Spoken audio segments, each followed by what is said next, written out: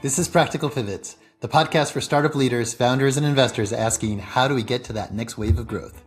Join me for sharp conversations with an eclectic ensemble of experts to guide companies to disrupt the undisruptible, turn setbacks into scale-ups, and transform plateaus into pivots.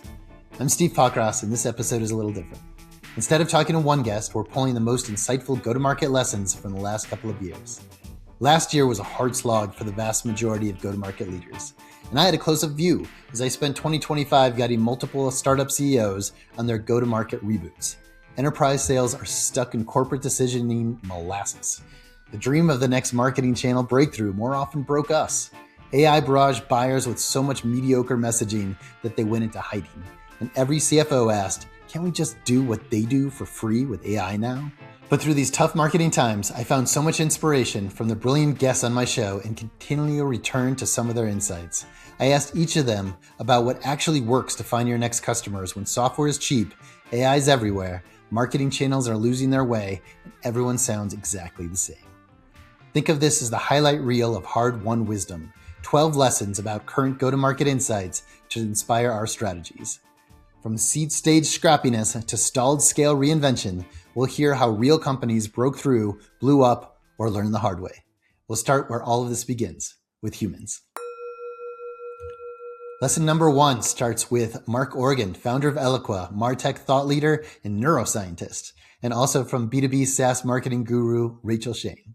Where you've got machines that can do the hardest science there is and do it with ease, but still can't figure out people and how and why they do what they do. I think that's, if you provide, we both have kids around the same age. I mean, the advice I think for teenagers now is like, figure out how you can not be obsolete. You're right. Yeah. And that's, I still think, I mean, as good as AI is, I think trying to figure out why people do what they do, I think that's a hard problem. At a time like we're in now, which is AI makes everyone sound the same. It doesn't even matter what industry you're in. The playing field just got completely leveled. How do you differentiate? Well, it's people. it's being human. Mark's point that humans have to find the key sustaining areas where we add the most value combines with Rachel's emphasis that AI is drowning us in a sea of sameness. And the way to stand out is to create deeper human relationships for yourself and your brand. While machines are getting better at everything technical, what they still can't do is understand people, motivation, fear, status, trust. AI enables the creation of far more noise than ever before, but humans still know how to connect best with other humans. In the AI era, emotional intelligence is not a soft skill. It's a hard advantage, and being more human is the most competitive mode. Go-to-market insights number 2 comes from extreme serial entrepreneur and CEO of AI-driven HR platform Winslow, Neil Robertson. That insight is distribution beats creation.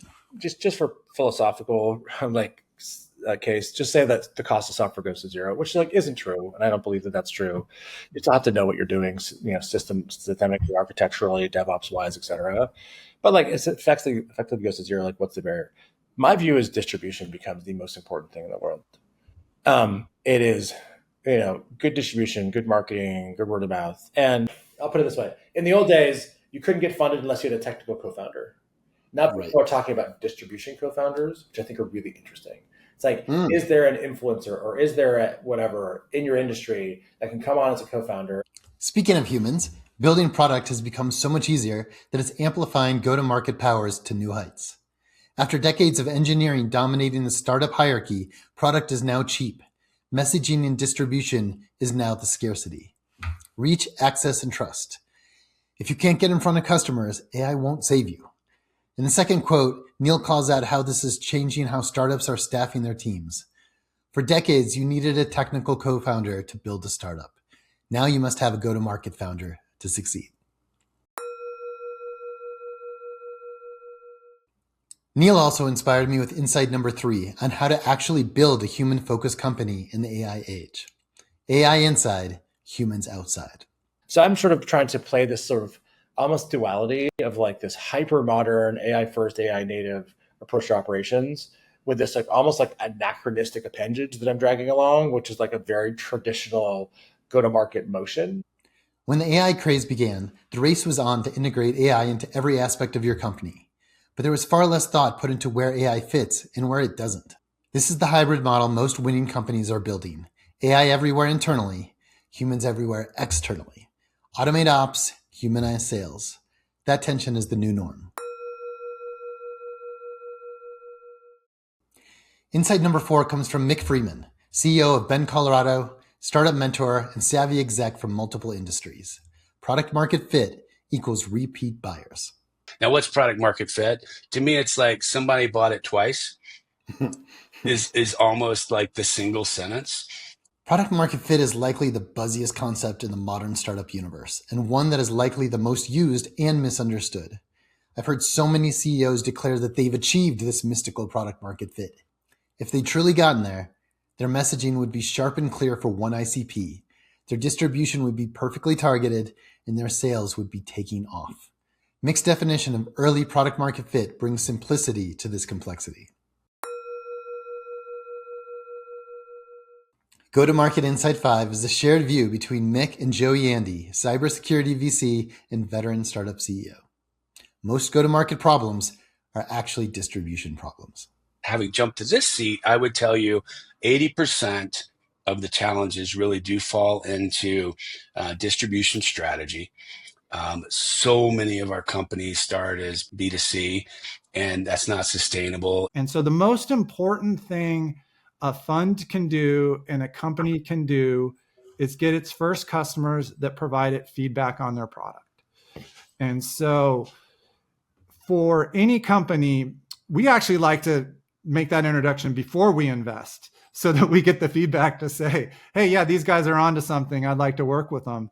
Or we'd never buy something like this in 1,000 years. Well, that's informative to us. And so usually when we make an investment, we already have 3 or 5 companies that want to work with the portfolio company we're investing in. And that's the most important thing is you've got to get your product in the hands of customers that give you feedback. Different guests, same message. Most companies don't fail because the product is bad.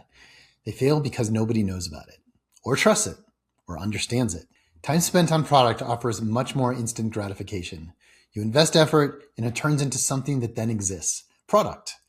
Time spent on getting new customers is often less immediately fulfilling, and it can feel like sending out messages in a bottle. But stay focused on distribution. It's the key. Insight number 6 is offered by Howdy VC partner Mark Nogger. Early traction can lie to you. On the pre-seed, it's the, hey, we got the first friends and family kind of customers, and they lean into scaling what was working with their immediate networks too soon, right? So how do you distinguish the signal from those early adopters and believers in your product or service? Early traction can be a false signal. This is one of my favorite comments because finding that anchor client or the anchor channel is a startup white whale. It feels like validation, but anchors ground you and they can also get you stuck in the wrong place. Finding a high-paying customer that wants to work with you and pay you is exhilarating. It's easy to create delusions of the giant market of identical clients that are just waiting for you. But at least half of my anchor client experience is that there's something much more unique about that anchor client than we realized. Scaling the wrong signal is one of the fastest ways to stall. Go-to-Market Insight number 7 is shared between early stage VC, Range Ventures, and my former board member, Adam Burrows, and another one from B2B SaaS marketing guru, Rachel Shane. Clarity beats brilliance. If I get off with a call with a founder and I don't immediately understand what they're doing, it's a no. And I used to question myself, right? When I first started as an investor, you'd meet a founder who's clearly brilliant, knows all the ins and outs of what they're doing. And you get off a call and you say, I don't understand what they're doing, right? I really don't understand. It must be me. They must be so smart that I just don't get it, right? And maybe I should go spend time really digging in and understanding it. And after talking to a lot of people and learning this the hard way, I realized, okay, well, maybe I'm not the smartest person in the world, but I'm smart enough. And in order for this company to succeed, they're going to have to explain what they're doing and sell to lots of people who are, around the same level of intelligence I am, or maybe even less, for customers, for employees, for future investors. And so you have to be able to dumb down whatever you're doing and explain it to mere mortals. So they bring the brilliance and we bring the clarity, because what they're bringing to market, what they're trying to bring to market, their ambitions, so amazing and so complicated. And the market doesn't hear complicated. They're listening for clarity. They're just busy. They're inundated with messages. And so if you don't have clarity, no one's going to listen. Founders fall in love with complexity, and markets fall in love with clarity. If your investors or potential customers aren't clear on your pitch, they're not going to buy it. I can't tell you how many times startup founders have told me a technical story about a platform that did these features, and I simply couldn't follow it.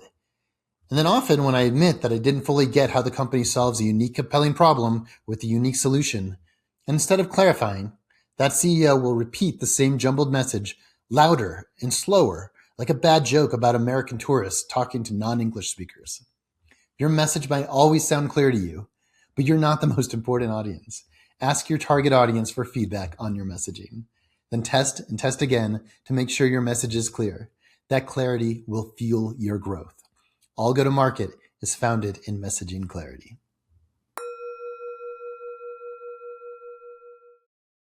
Rachel Shane also shares insight number 8.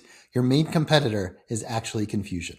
And the right way to think about it in our framework is the pivot to, you're competing with confusion. You're not really competing with like a bunch of logos and stuff. You're competing with confusion, especially this day and age. Your biggest competitor isn't a logo, it's indecision. Confusion kills deals faster than pricing ever will. Startups spend a lot of time looking at other competitors that might be in the same learning stage. We look at their pricing page, we look at their product pages, we copy their messaging. The companies you're selling to have a million issues to address at once. Your biggest competitor is getting their attention through the confusion of how to address the problems you solve, not stealing competition from a very small market.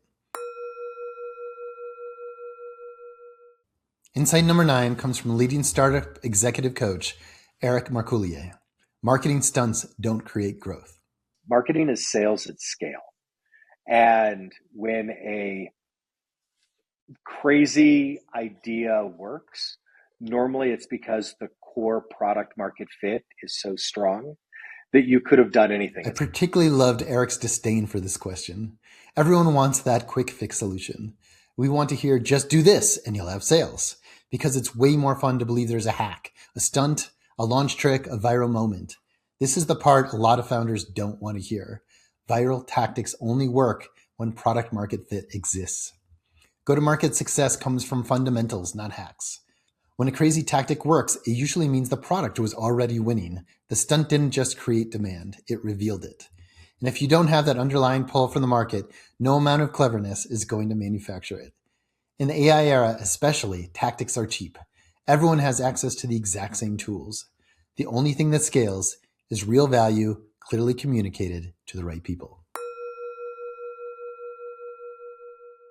The very quotable Eric Marcoullier also brings us go-to-market insight number 10. Don't scale before you've proven anything. Like, what's the smallest thing that you can do right now to show that that's actually the direction that you're going to go? It's the customer acquisition lifecycle, and it has 5 or 6 stages, depending upon who you talk to. The first is discovery. And discovery literally means finding a problem that matters. Next is validation. And this is all looked at purely through the lens of sales. Because, what's a company other than a sales machine? So validation is, given a qualified prospect, we can close that customer and we can maintain them, right? We can keep them from churning. Well, like if there's not a real problem, well, it's going to be really hard to close them, certainly in a predictable and reliable fashion.